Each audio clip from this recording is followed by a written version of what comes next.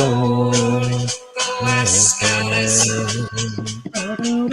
Which is taking home. And if you go chasing rabbits, and you know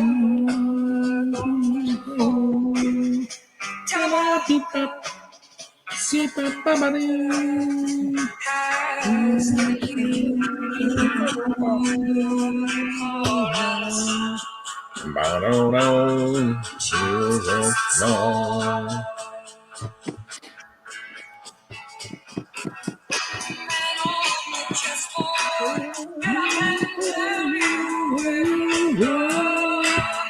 and you would just have some kind of mushroom.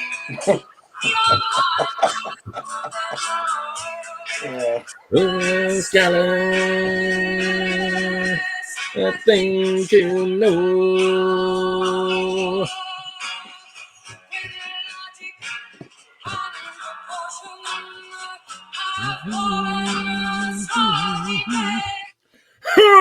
And welcome back to Dr. Drill's Making Motivation podcast, where it is our mission to honor interesting and authentic people by telling their stories. In the process, we hope to inform you, we hope to inspire you, we hope to put a smile on your face and a little fire under your ass. Today, I've got a good friend of mine, Rick Sands, with me. He is an Air Force veteran of the Vietnam era, and he's going to tell us all about that experience, and we're going to laugh and carry on. It's going to be great. How you doing today, Rick? I'm doing just fine. Yeah. Oh, awesome, man. Take it away. Tell your story. How'd you wind up in the Air Force? Where'd you grow up? I grew up in Northeast Philadelphia, actually called the far Northeast in the Somerton section of Philadelphia, and graduated from George Washington High School, 1967. So at the time, I had no idea what I was doing with my life. I was not ready to go to college. I was just turned 17. I worked at a local drugstore doing prescriptions and delivering prescriptions and things of that nature. So didn't think much of it. My father was very angry at me. So because that's, graduate from high school, working at the drugstore is not exactly he didn't like that. Something he's looking for. So he made me take a job with a moving company because he told me if I'm not going to go to college, then you're going to find out what it's like to work for a living. So I just turned 18 in March of 68. I'm working for this guy's moving company. I hated every day of going to work. I hated it. Hard work, right? I'm in great shape, but it was ball busting work. Anyway, of course, 1968 was the pretty much the height of the Vietnam War. That's when we had the most troops over there. I believe at the time we had well over half a million troops, and the war was really going full tilt by that time. For 68 was so many things happened in 68. In January, I guess it was, or February, was what they called the Tet Offensive that was happening in Vietnam. Heard of it, yeah. And the North Vietnamese started doing offensive against American troops, and they got themselves all the way down to Saigon. So it was, they say the Americans won that battle, but this is when the turning of the war began. April, of course, Martin Luther King was assassinated. June, Robert Kennedy Jr. was assassinated. And by August, there was the Chicago Democratic Convention, which was it was not going well out there. Vietnam War protesters were out in the streets, clashing with the police, and it was a very, very ugly scene, both outside and inside that convention. Anyway, because now I'm 18 years old, I got my draft notice probably around July or August, I can remember. And I told my father, he says, I don't know what you're going to do, but you better do something. I don't really know what he meant by that, whether he meant for me to hightail it up to Canada or what he meant. But he just meant the wars, it was really going, a lot of GIs were dying. So I thought about it. I'm thinking, well, why don't I go join the Navy? You know how I'll go serve on an aircraft carrier. It didn't matter to me. Sure.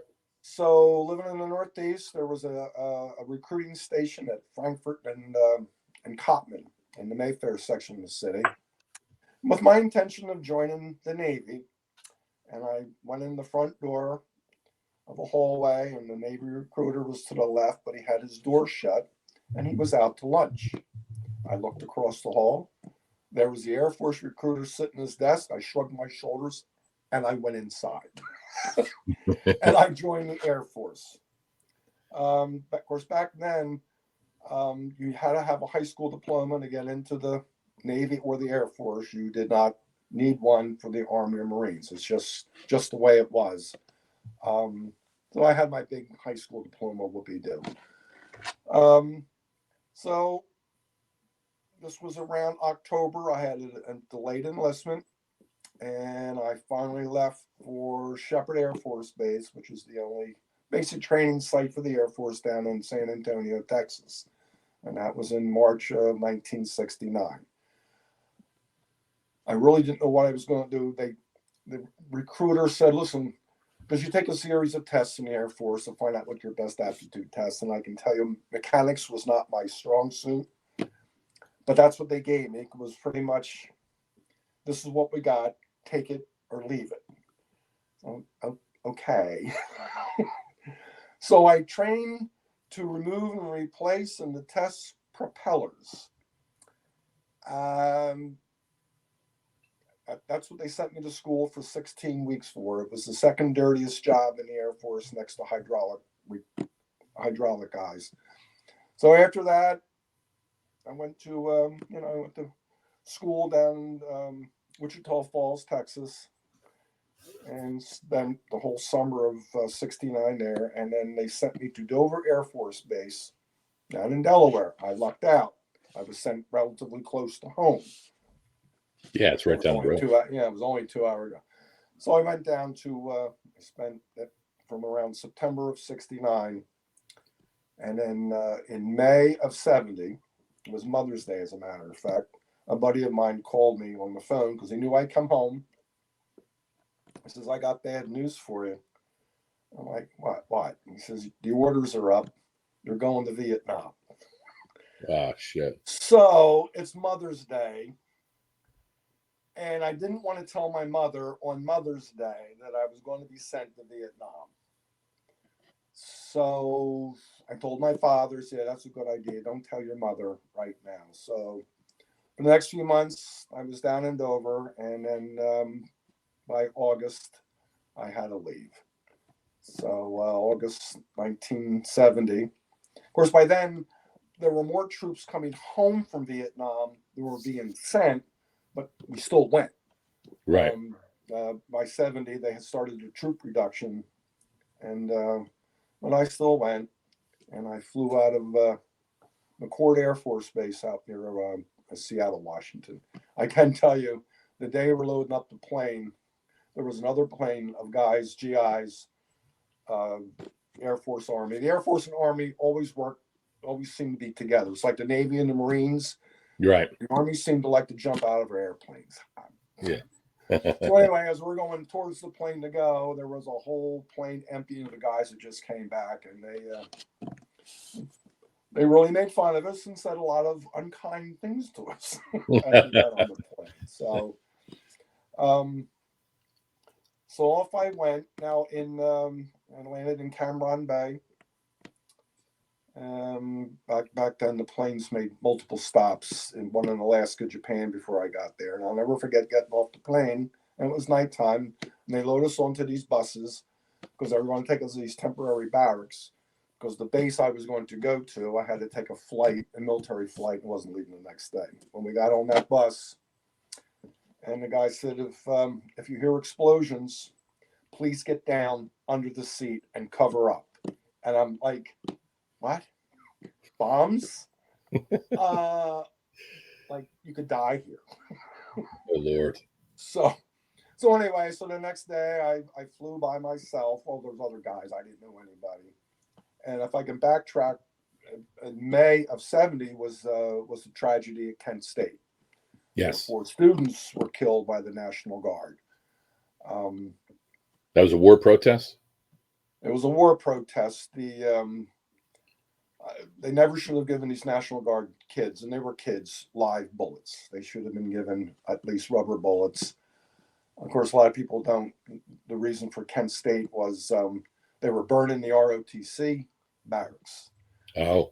So there was a lot going on. I'm not excusing the guys, the 4 people who died, but they should have closed the campus, and they didn't. They called in the National Guard instead of telling everybody to go home.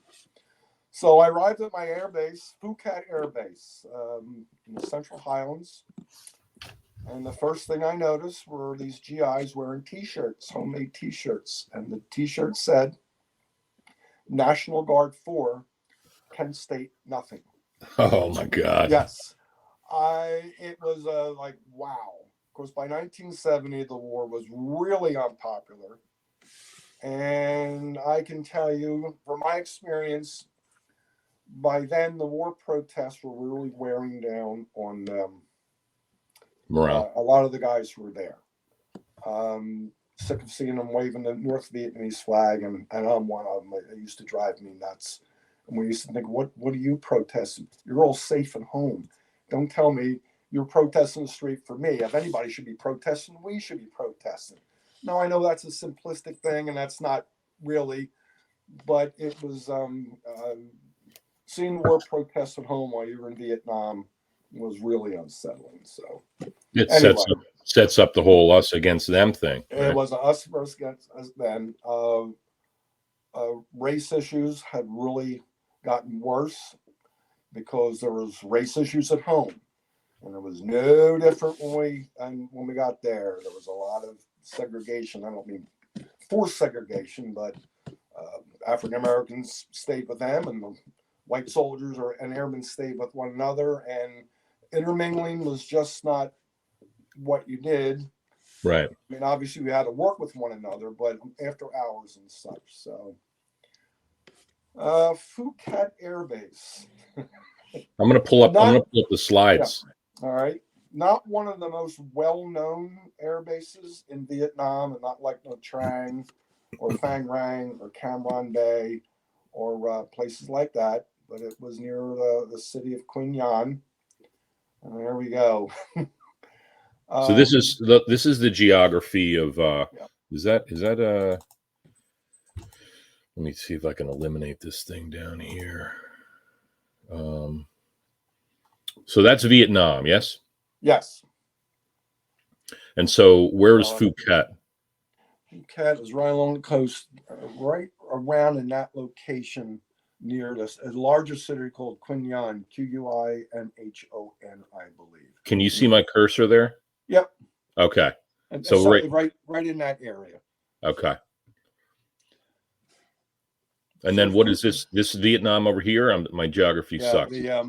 Right about it was the DMZ, the North. That's North Vietnam up top. Now it's all one country. That was the North Vietnam, and down here, right where your cursor is, was South Vietnam. Understood. So. And this is the air. This is an airfield or the air base. Yeah, that's an airfield. Yeah, and at that location, we had what was called C-7A Caribous. Okay. They were primarily designed for short takeoff and runways in landing zones. That's an F-4. We had a squadron of F-4s. Yeah, that's the C-7A Caribou. I spent many a time on that. They also were used, unfortunately, for bringing home body bags from the field. Okay. And then they were brought back to our base, and then they were flown down to Cam Ranh Bay or Saigon, wherever, for shipment, for shipment home. Very unsettling back in those days. I used to crawl inside those airplanes. Oh, there's Phu Cat. I don't know what Phu Cat means, to be honest with you. I never really gave it a thought. I'm sure it stands for something, but I don't know. Did you have any nicknames for it? No. No, really. There wasn't anybody use a derogatory. C-7. You can see the dirt landing strip. Now C-130s we did not have at our base. They used to come in often, and everybody's familiar with the C-130. They carried much more cargo. Okay. And, you ever seen video of what happened up at Khe Sanh? You'll see the C-130s who were bringing in the supplies to those poor guys up at Khe Sanh. So we had a lot of helicopters. F-4, there was an F-4 fighter squadron. Is that an F-4 right there? At that base, and that's called I don't know what that, I forget what that one is. We had a picture of the F-4, and the Vietnamese, the North Vietnamese, and especially Viet Cong, were. Let me back up a little bit. My very first night at Phu Cat, they put me in a barracks room. I was all by myself. I didn't know a soul. And about 4 o'clock in the morning, air raid sirens are going off.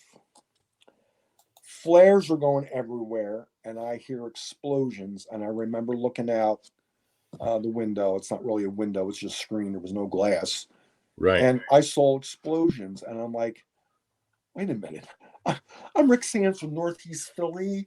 This is not really where I want to be. So I literally flew on the floor and pulled the mattress on top of me. And that's what I did. It was a really scary morning for me until all that stopped. And the problem was the North Vietnamese or the Viet Cong, they used to just shoot their mortars from wherever they wanted, and they were not, all they wanted was those airplanes out on the flight deck. Sometimes it didn't go to the flight deck, it landed on the base. So, but the air base itself was, it was almost, listen, everybody hates the Air Force. You guys got it so good. You guys are civilized. We had creature comforts. Eventually I got a roommate. We had a little refrigerator that was stocked with beer and soda and whatever. They called it the stereo war because everybody bought stereos because they were so cheap. Reel-to-reel tape was a big thing back then. But I had my turntable and, I worked 12-hour shifts. 12, you work either 7 in the morning till 7 at night or 7 at night till 7 in the morning. If you worked the 7 at night till 7 in the morning, not much was happening from, 2, 3 o'clock in the morning until the first flights started taking off around 5. So you were bored, you played a lot of card games. And sometimes we'd take a ride out in the flight line in the dark and we'd climb up into the cockpit of one of those C-7As or the C-47 gunships, and we'd sit in the pilot's seat, the co-pilot's seat, and we would smoke Mother Nature. It looked like Cheech and Chong. You would see the smoke from the marijuana coming out the sides of the plane, but it's what she did. Pretty benign. Some guys got much more involved in the heavier drugs. Unfortunately, I never did. But the marijuana was very, very prevalent, and they depict that well. It's always part of the the cinematic portrayal of Vietnam. Yes, the experiences, very much so. But anyway, as far as the base, we had a barracks with room and indoor plumbing. Well, it was relatively indoor plumbing. We didn't have this. They weren't outhouses or what I mean. We had a swimming pool, air conditioned. You had a friggin' swimming pool? We certainly did. We had an air conditioned dining hall. There was an air conditioned NCO club. There was exercise rooms. They had a softball field. There was a driving range for golf balls. That was mostly for the officers. We had a movie theater. Wow. So we'd be sitting by the pool, and these poor guys from the 82nd Airborne surrounded us. These poor guys have been out in the bush for a month, no bath. You know what I mean? And they would come onto the base to go to the BX. to buy cigarettes and beer or whatever else they needed to buy, and they'd be walking past us, and we're sitting at the pool having a cold one. What can I tell you? It is what it was. That's why everybody hated the Air Force. The Army hated us, and we used to say the Marines didn't even acknowledge our existence. Although we didn't see very many Marines, most Marines were located far north.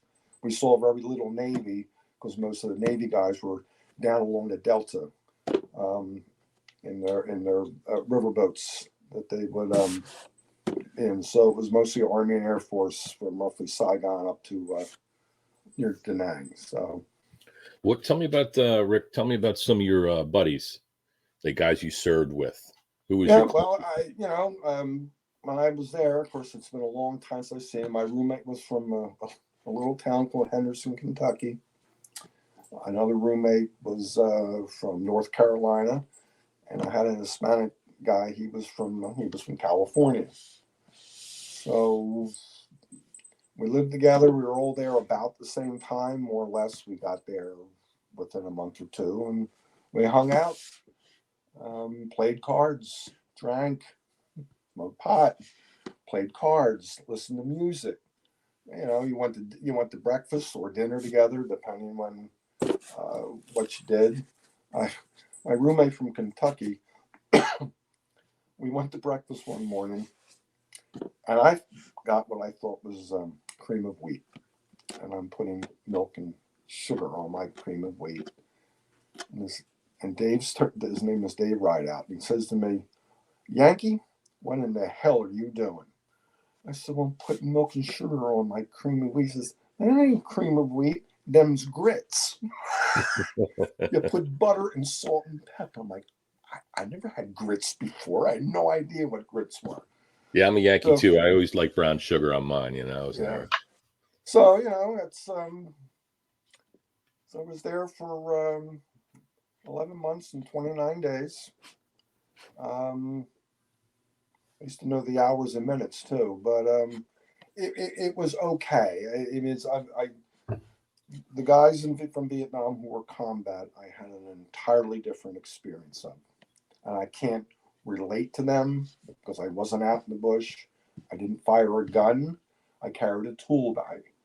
It's somebody needed to fix the planes, so that's what I did.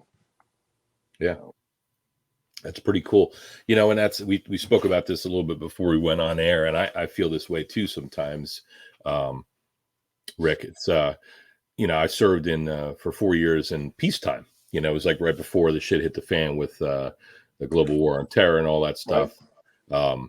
But we trained our asses off. We deployed, all over the place and did training and had liberty. Saw some cool places, but I did not have a combat experience. And although I trained very hard for that contingency, I'm pleased that I did not have, kill or be killed. I was prepared to do that stuff. But you spoke to all the infrastructure that's around the military services, like a very small percentage of people. I mean, I forget what the math is on it, but it's very, very minuscule number of individuals, percentage of those who are actively serving, who are actually putting rounds down range.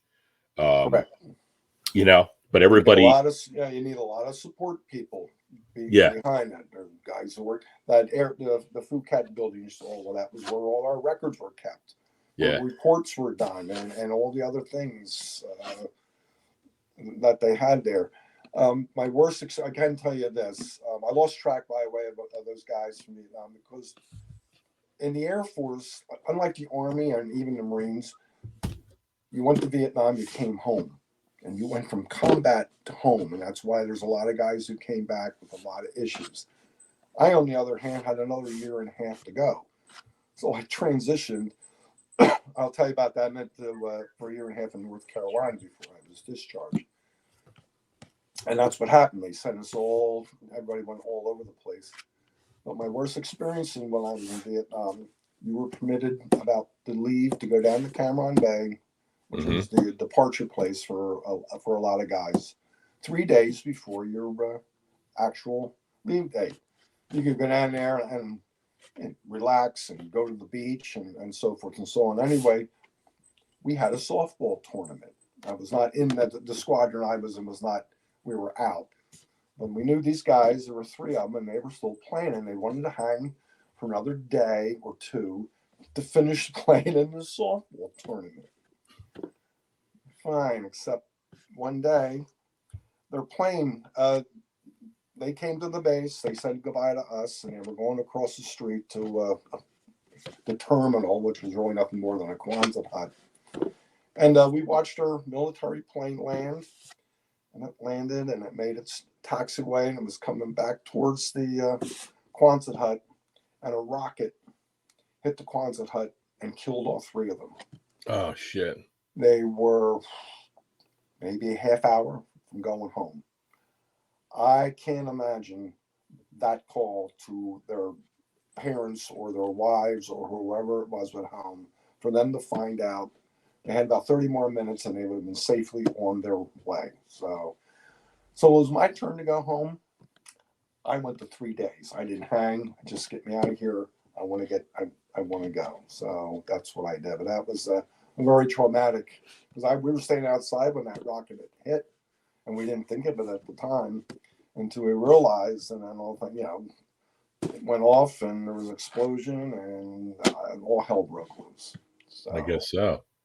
Who provided security for the Air Force bases? The Air Force, the 82nd Airborne, and they called themselves the ROK Marines. ROK, ROK for Republic of Korea. Yeah. Marines. They were badass. Yeah. They were not tied to the constraints of the war. We had all these stupid rules of fire-free zones, or you couldn't fire because of this. The war wasn't fought properly. I know some people think we shouldn't have been there at all, and that's fine. But had it been fought properly, it would have. This wouldn't have gone on for 10 years. Anyway, it was all about politics. The Marines, the ROK Marines, were not tied to that. If they got bombed, they went out into the jungle and they killed as many, and they wouldn't come back, and they killed as many North Vietnamese or Viet Cong as they could. And then they would have weapons displays. And this is gross, but they used to cut off their ears of the dead North Vietnamese or Viet Cong, and they used to display it. So this is true. So that's for real. That's not just lore. That's real. No, that is absolutely real. But the ROK Marines, they were nice guys, and it's fine to speak English, but a lot of people didn't realize that the Republic of Korea served in Vietnam, as did the Australians. We used to run into a lot of Aussies. But anyway, so it was the 82nd Airborne, and the Air Force had its own. They really did. They had their own perimeter guards, and they were combat. They carried guns and they shot and so forth and so on. But it was mostly the 82nd Airborne and the ROK Marines. So they were providing security while you guys were running the making sure the planes correct. were. Yep. And it was a pretty. You said planes from all over, helicopters, you name it. The Army was always there. The Army was always coming in and coming out. Like I said, they like to ride in our airplanes. I can tell you, the F-4 Phantom jets used to take off, and of course they would take off in almost an entire squadron, one after the other, after the other, after the other, and it was quite an impressive sight. And their job was to go up into the mountains because we were surrounded by mountains, and they were carrying the napalm. Thank God the enemy didn't have the napalm, because they would strafe those mountainsides, and the explosion and the balls of fire that ran down the side of the mountains, especially at nighttime, and of course the tracer bullets that used to come from them also. The C-130s we did not have, but we used to see them all the time. They were the gunships. It escapes me now what we used to call them. I'm sure there's some Vietnam veterans out there going, "Oh, come on, you know what the name of them were."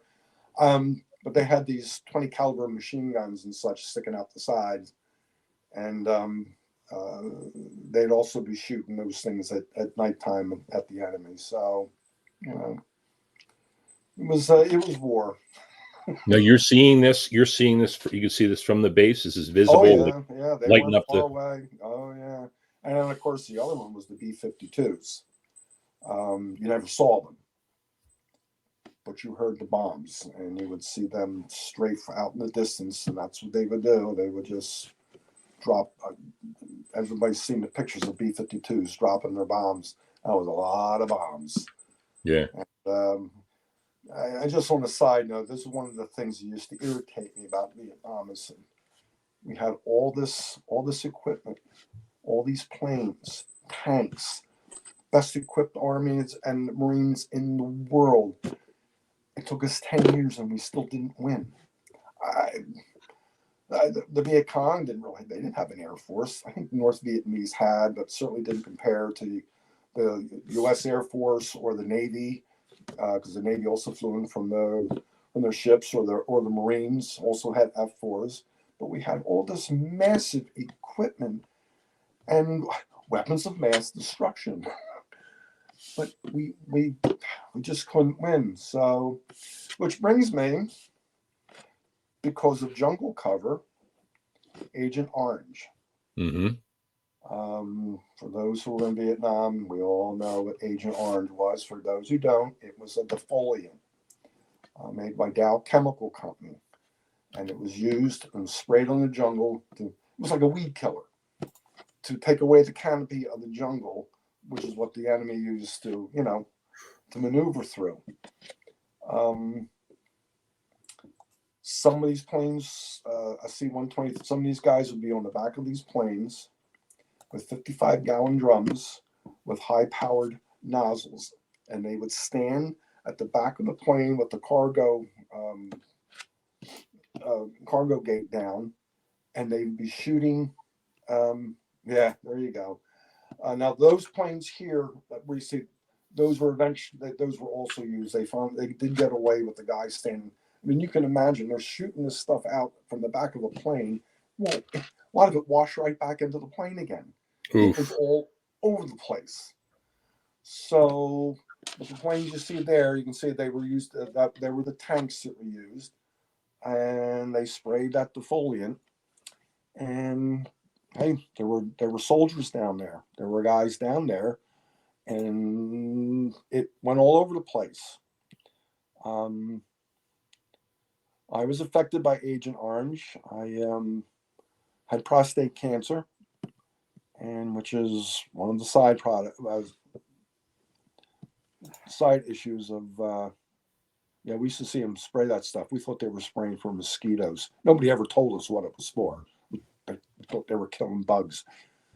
And I lost my prostate due to prostate cancer. I also lost my kidney at the same time due to cancer, but the Veterans Administration does not acknowledge kidney cancer as a product of Agent Orange. That's fine. We try, and my urologist even sent a letter, but regardless, I do get a disability payment. So good. Anyway, yeah, that Agent Orange was nasty stuff, and I used to climb inside planes all the time. You had to go through the plane to go up to do operational checks on the engines and the propellers. So I used to breathe it always. What is it? Did it have a distinct smell? No, didn't smell anything. Did oh man, yeah, it was invisible. You didn't really see it. Was it an effective exfoliant? Yeah, it is.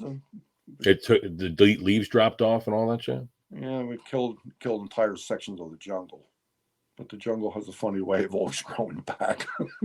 So it's not a permanent environmental. I don't believe it's a permanent thing. Otherwise, they would have sprayed everywhere with it. But yeah. So anyway, I spent my year there. Monsoon season was the worst, where it would just rain for days and days and days and days. And you had no glass on your barracks. You couldn't have glass in buildings, obviously, for explosions with the glass. So you just had screening. And during monsoon, it was wet. It was always damp. I don't want anybody to feel sorry for us, that my sheets were damp and your clothes were damp when you had guys who were sitting out there in a jungle who were soaked and sat in that crap for days upon days upon days. At least I could go up and get a hot meal at the chow hall. Right. It's boring because nothing went on. You didn't get any mail because the rains would come down so hard. And so we at least had to try to do something. But my worst was Christmas Eve, 1970. It was raining so hard, and it was the worst night of all the nights I was there. So anyway, in August of 1969, or I'm sorry, 1971, I went in August of 70, served 11 months, 29 days. I got my new orders. I don't know, I guess it was in June or July of 71 that I was to report to Pope Air Force Base down in Fayetteville, Spring Lake, North Carolina. And Pope was there primarily as a air base to serve Fort Bragg. Again, that's what the Air Force did. It provided the Army. Just like McGuire was over here for Fort Dix and countless other air bases. McCord Air Force Base in Washington State for Fort Lewis, and so forth and so on. Yeah. So in August of 71, it was time for me to go home. And I flew down to Cameron Bay, and they put us in what they called as the DC Stretch 8. It was a monstrous plane. I think it held about 250, 260 people. And it was all GIs. It was all Army and Air Force. And when that plane took off, we used to call them Freedom Birds. It was a madhouse in the plane. We really felt sorry for some of the steward. Well, back then there were stewardesses. Now they're flight attendants, but back then there were stewardesses. So on the way back, we flew to Japan and landed in Anchorage, Alaska, and then we flew into. We actually went to SeaTac, Seattle Tacoma International Airport, and they let us off. And I was getting ready to. I had a flight to catch my way back to Philadelphia. And as we deplaned, now keep in mind, the 82nd Airborne with us, and they had only been out in that jungle maybe a week earlier. And we were greeted by hippies, and they were chanting baby killers at us. How'd that go over? It was not advisable. A lot of these guys were not in the mood to listen to these people chant baby killers at us, but that's what they did. There was a terrible fight. Like I said, these guys in the 82nd were in no mood for this, and they were beating the hell out of these hippies. Personally, I just wanted to go home. They irritated me. I wasn't going to get involved in a fist fight and so forth with guys from the 82nd Airborne. Most of the Air Force guys, like, okay, we'll see you now. We're going home, because here comes the MPs, and here come the security police, and here comes the Air Force or the airport security and Seattle police. It was an ugly, ugly scene. But those are one of the things that affected me the most was the chance of baby colors. To this day, I find those people deplorable. Yeah. So. Well, how do you like? I just queued up Fortunate Son here. That is one of the things that I really enjoyed talking to you about, Rick, is that Rick has an encyclopedic knowledge of classic rock and roll, particularly about. I mean, he knows who was in the band, what year they formed this. Yeah. So obviously, some people are just really good at that. But I imagine, and when I think about my soundtrack, what I'm always trying to listen to, classic rock and roll. I grew up on that.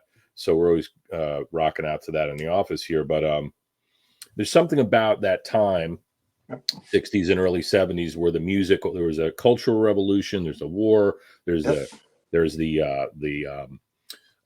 drugs, the human rights stuff, and the racial issues, drugs. There's a cultural and a musical revolution. So I've been wondering why there's not we haven't had like a mutual revolution recently, because we always think about being in the time, in the current day, we're thinking about all the crazy stuff that you see on the news. So you're trying to tell me that it was always like that? You know, Is I can that tell you, like, this is one of the things that was during the Iran Afghanistan war. If you notice, there was never really any protests, and that lasted what, 10 years. There was yeah, never any protests by anybody, and why was that? Because there's no draft. They weren't protesting so much the war back in the 60s as they were protesting the draft. I get pictures of guys holding draft, burning their draft card, and so forth and so on. It's an all volunteer force now. You want to serve, fine. If you don't want to serve, fine. But back when I was in, you either ran away or you served in the military unless you were, not qualified to be in. So, yeah, the music, because I was 14 when the Beatles first appeared on the Ed Sullivan Show. So it's always been amazing to me how things change so quickly. I grew up in the 50s into the early 60s. It was a relatively innocent time. I always say I miss the Eisenhower administration only because being a kid in the 50s, trying to explain to anybody today what it was like, you can't. I guess it'd be like my parents trying to explain to me what it was like to live during a depression. I didn't have a care in the world. I lived in a nice, safe street. You came home and mom told you to be home for dinner. You could be going all day. Nobody had cell phones or all the other things that went along with it. Kennedy was shot in November of 63. It went all to hell not long after that. 2 months later, the Beatles appeared on Ed Sullivan. Here comes the British invasion. Here comes all the civil rights marches in Washington. And then it started getting to the anti-war protest songs. One of the biggest songs of the year was Buffalo Springfield's "For What It's Worth." Something's happening here. What it is ain't exactly clear. There's a man with a gun over there telling me I got to beware, and that was just epitomizes what was happening. yeah. You had all the race riots in Detroit and Los Angeles and so forth. So in a very short period of time, all hell broke loose, and the whole cultural upheaval that was going on was it was just amazing to me, and how the music went from Leslie Gore or Neil Sedaka to now you had Vanilla Fudge and Cream and Jimi Hendrix and um, you know you had Motown came into being, and so all the things that changed so quickly. It was just always amazing to me in that short period of time. Um, you know, you had Gary Lewis and Playboys. Next thing you know, you're listening to Led Zeppelin.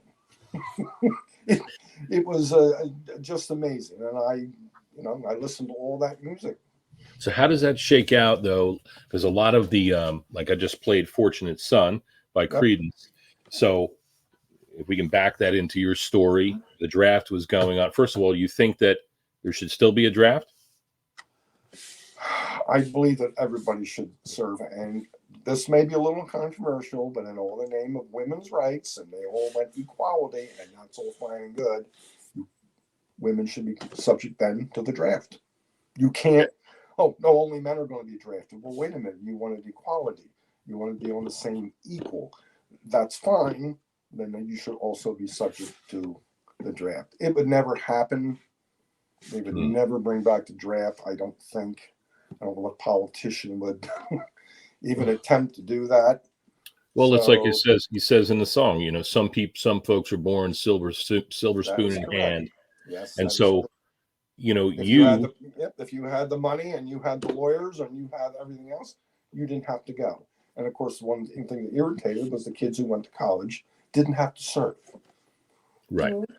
So it was only, uh, you know, So there, poor white kids from Appalachia or inner city black kids from New York and Chicago and so forth, or you didn't even finish high school, and that's who served. They're the guys who gave up their lives, and I'm sure there were guys who went to college and also volunteered to go, but that's a very small percentage.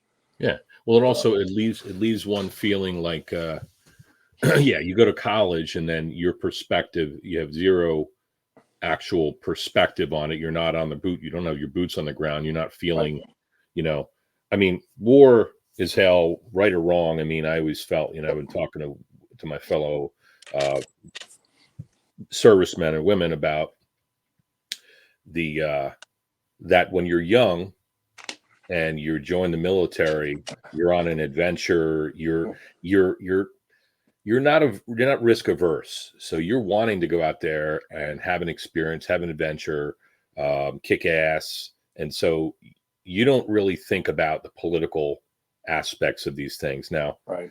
But how do you feel about the Vietnam War um, now?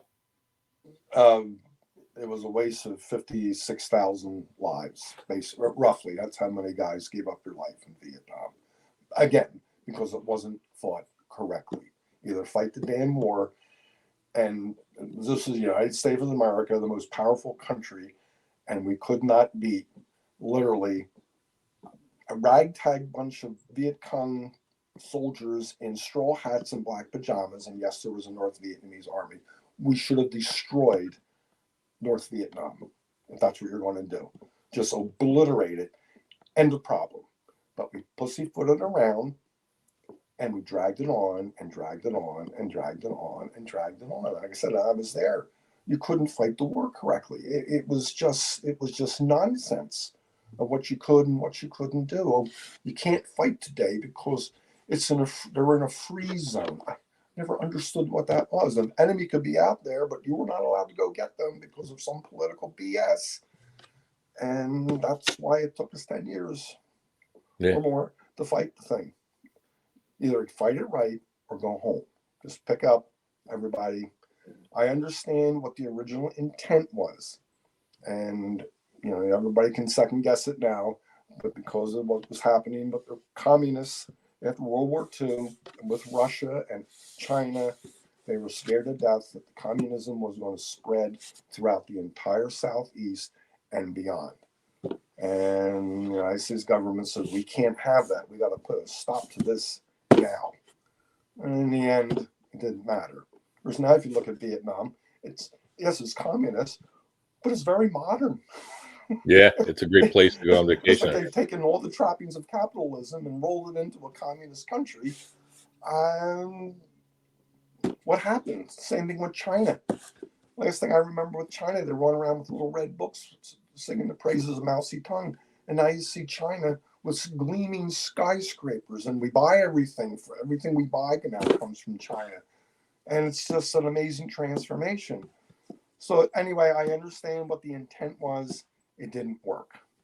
It just didn't, just It doesn't work.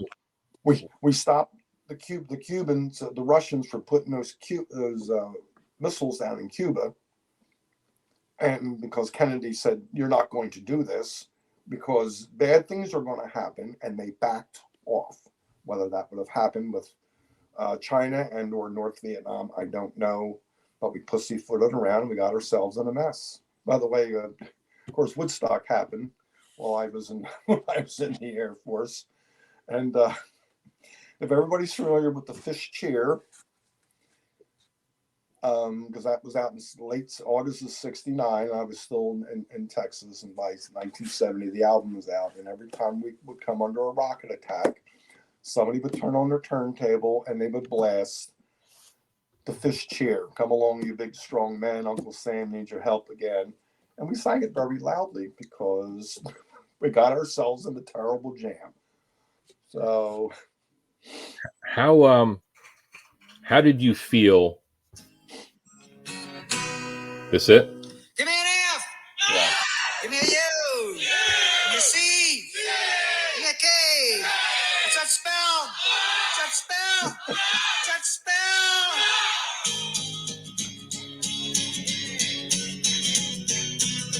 Come on, all of you big strong men.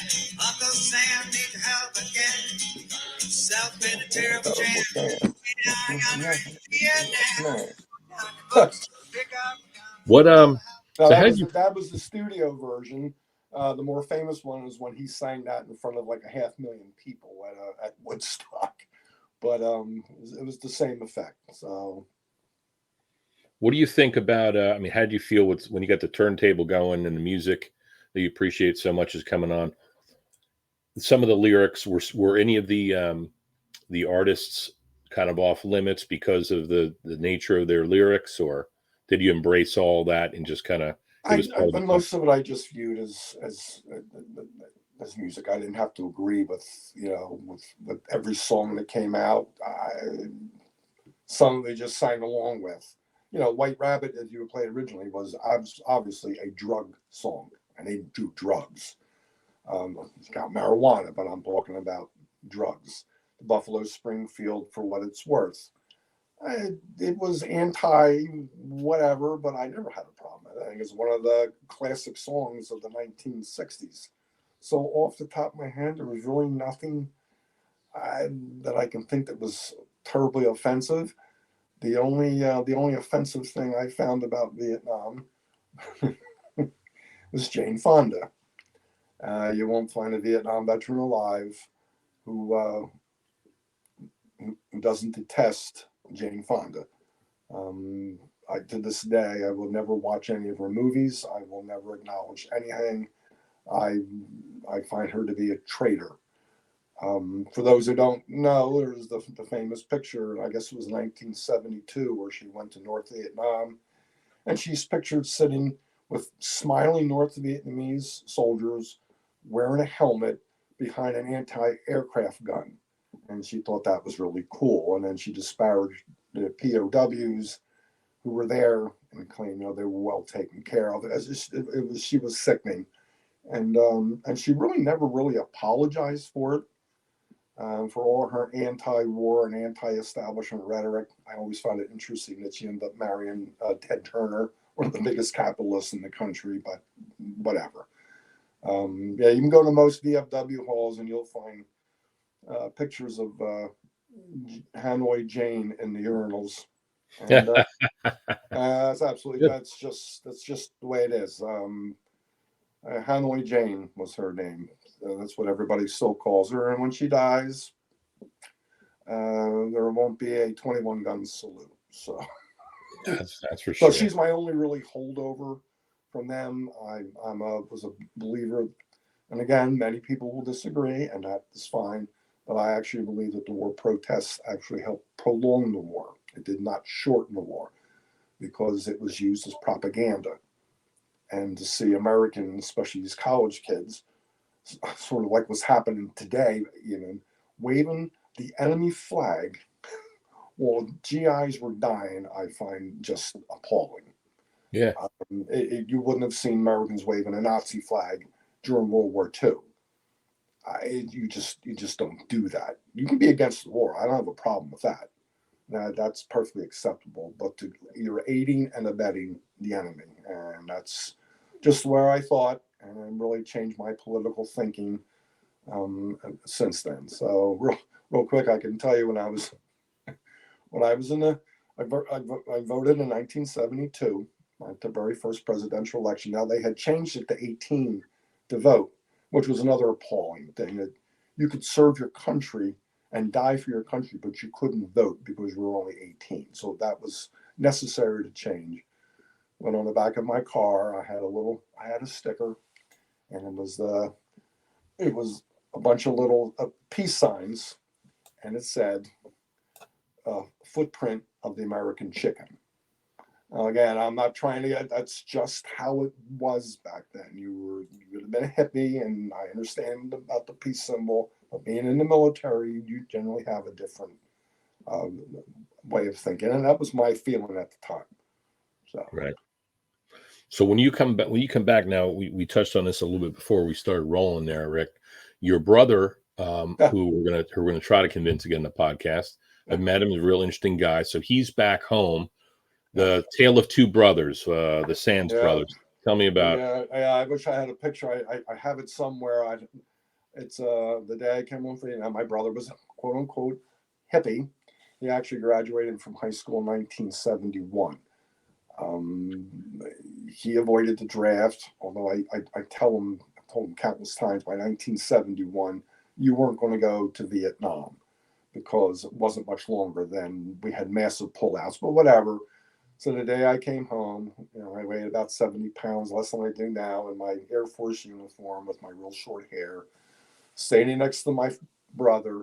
He's got well below his shoulder length hair with the mustache and everything else, and we're standing up next to one another. And there's a true contrast of the differences that were taking place at that time. Because he's all peace symbol, and I was not all about the peace symbol. So, You had different perspective. That's what I mean. it was a different perspective.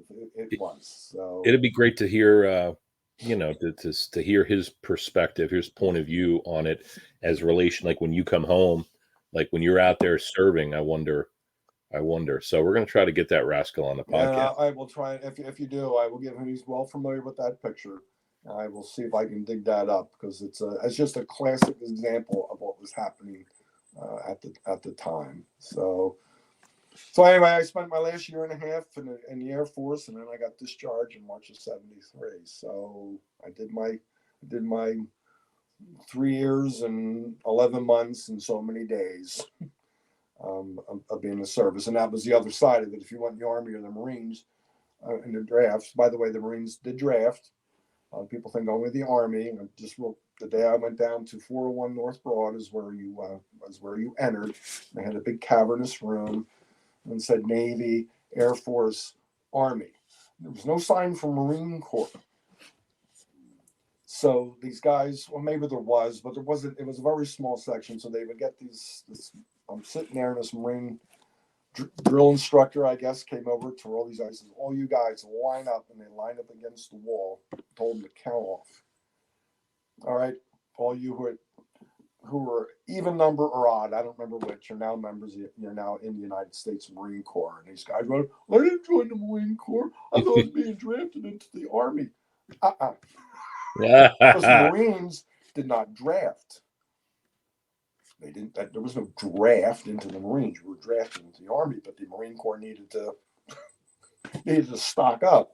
So they took those guys, and now the Marine Corps, once you're United States, military, they can tell you where you're going to go. So that's kind of a shit deal, right here. Yeah, You're thinking like, you're thinking like, all right, I'm gonna hedge my bets. And I'm gonna, the Army. Okay, the Army is big service. A lot of things I can do in the Army. Yeah, in the Marine Corps, going to Vietnam. Who knows? They're gonna sleeping on the ground for again. Yeah, a lot of my politics were formed because of the war. Just the way it was. I was never really political, and then once I came home for that and saw all the crap that was happening, my politics began to change. So, Yeah. I think everybody, because you had skin in the game, like you can remember that. I mean, it definitely colors everything that occurs after life, even if you served in peacetime. It's just like it just happened on the news a few days ago. It infuriates me. I don't know whether these protests that are going on. These people are burning the American flag and chanting "Death to America." I'm like, what is that? I just can't wrap my head. You're free to protest. I don't have a problem with that. But Death to America. I'm not some super patriot, but you live here, and I really don't know too many places that are better than here. And I just can't wrap my. And that's what they used to do during the Vietnam War, burning the American flag. You have a constitutional right to do it, but I find it to be wrong. There's lots of ways to protest. I have no objection to anybody protesting anything. I like to protest how many taxes I pay out here. So, no, big time, brother. Cool.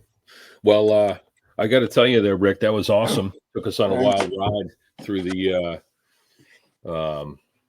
Vietnam wilderness there, and I appreciate your service. I thank you for your service, and I thank you for sharing some time with me. I appreciate people do come up to me and are always thanking for my service, because I always find, which is fine, but I always think back about the day I arrived at that airport and they were chanting baby killers at us. Nobody gave a rat's ass that we were coming home from Vietnam. just weren't. Nobody cared. As a matter of fact, real quickly, I can tell you the VFW. You go and join the VFW if you were a Vietnam veteran, because they didn't regard it as my father, who was in old World War II. That's not a real war. Like, guys are dying in real time. You know what I mean? You still had death due to a war. It wasn't World War II. I know all about the honor of World War II and so forth, but they didn't regard it as a real war. So it took a long time for Korean veterans to get recognized, because it was the same thing. It was a police action, but yet thousands of guys died. So, yeah, but that has all changed. Yeah, veterans of different conflicts and wars. I mean, certainly, I know that you and I might have had a conversation about this.